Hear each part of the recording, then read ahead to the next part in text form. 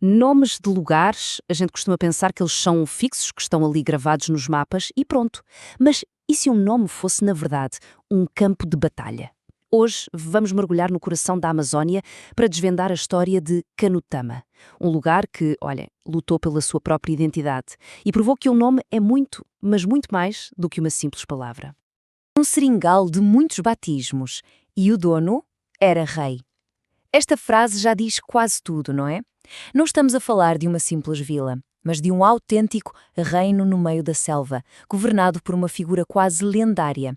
E como em qualquer reino, a sua coroa, o seu próprio nome, estava em disputa. Mas afinal, quem era esse tal Rei da Floresta? O seu nome era Manuel Urbano da Encarnação. E para entender a luta pelo nome de Canutama, primeiro a gente precisa de entender o homem que fundou tudo aquilo. Manuel Urbano era uma força da natureza.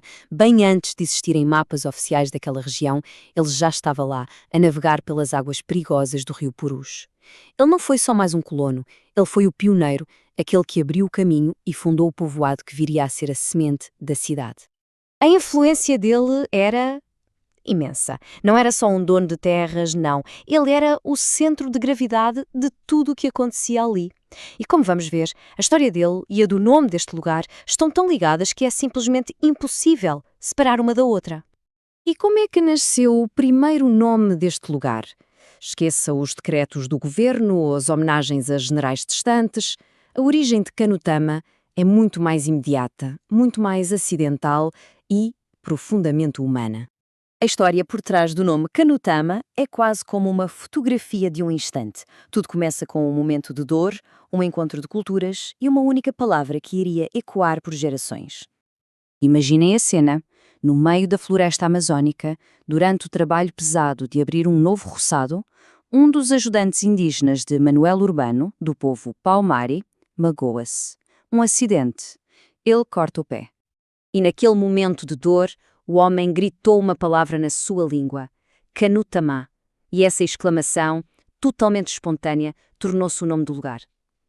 Pensem bem nisto. Não foi uma palavra em português, imposta de fora. Foi uma palavra palmari, nascida da própria terra e do seu povo.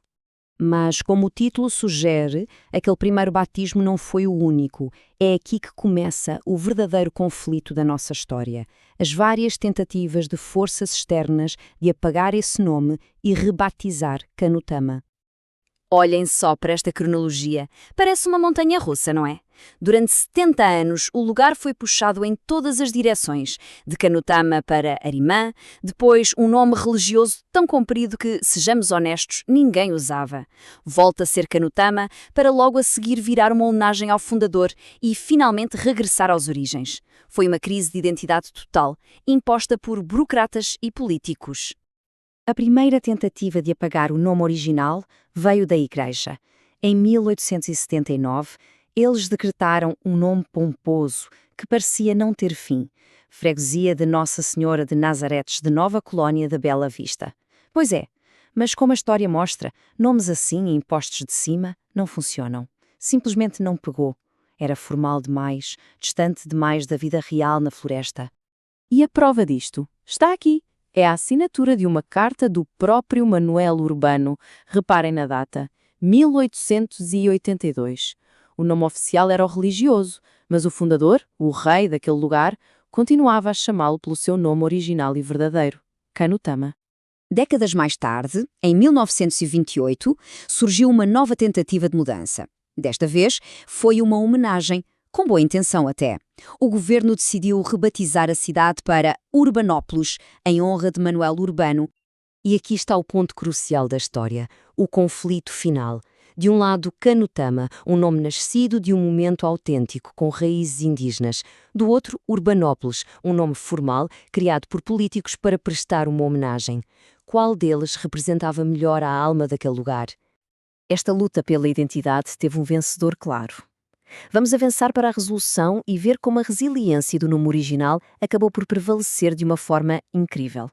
Esta linha do tempo mostra a luta de forma muito clara. Apesar das canetadas oficiais, das mudanças no papel, Canutama simplesmente recusava-se a desaparecer.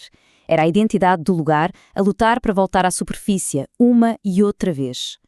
E foi exatamente isso que aconteceu. Em 1930, apenas 2 anos depois de se tornar Urbanópolis, a cidade voltou a chamar-se Canutama. Desta vez, para sempre. A homenagem ao fundador foi rejeitada em favor do nome que brotou da própria terra. O que é que podemos aprender com esta história incrível? Bem, ela diz-nos muito sobre o que torna um nome poderoso, o que o faz durar ao longo do tempo. Então, por que é que Canucamata resistiu? Porque tinha algo que os outros nomes não tinham. Autenticidade. Não foi um nome imposto por um decreto. Nasceu de um momento real, numa língua local, e foi adotado pelas pessoas que realmente viviam ali. Era a identidade genuína do lugar, e nenhuma homenagem ou formalidade conseguiu apagá-la. E isto leva-nos a uma reflexão final. A história de Canutama mostra que por trás de cada nome de um lugar pode haver uma batalha, um acidente ou um poema à espera de ser descoberto. Fica a pergunta no ar: que história se esconde no nome do lugar onde vivemos? Talvez a resposta esteja muito mais perto do que imaginamos.